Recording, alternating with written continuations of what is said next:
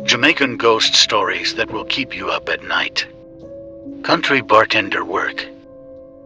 Full story. In March of this year, a young woman lost her job as a call center agent and decided that she would work as a bartender in Siloa, St. Elizabeth. She worked at this bar before in last year September to November, so she was pretty known and the customers loved her, so she thought things would be the same when she went back.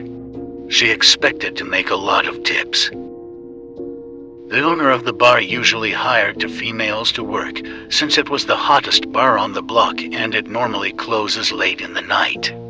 This time the young woman was the only one working since business was slow.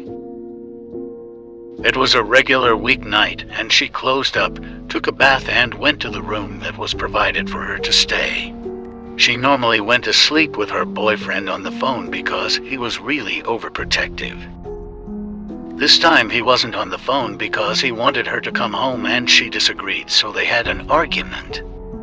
She went to sleep but was awoken at around 3 a.m. in the morning, feeling like she was being watched by someone or something. She couldn't move or utter a word from her mouth. She looked from the corner of her eyes and saw a woman in a long black and gold dress standing at her bedside headless.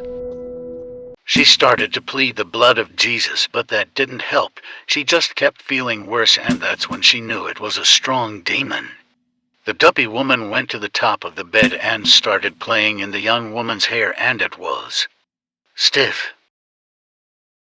A few minutes after, which felt like hours, she found herself speaking in tongues, and that's when it disappeared. She stayed at that place for 3 more days until the week was through, collected her pay and left.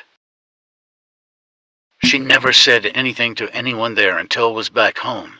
They asked if she was coming back and she told them about the duppy woman and why she left. To her surprise, they knew about the duppy. They told her that it was the granny and the owner of the house she was staying in, just trying to play with her.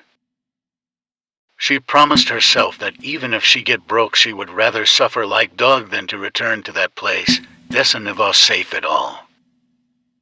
Follow Jamaican True Stories on YouTube. Link in bio.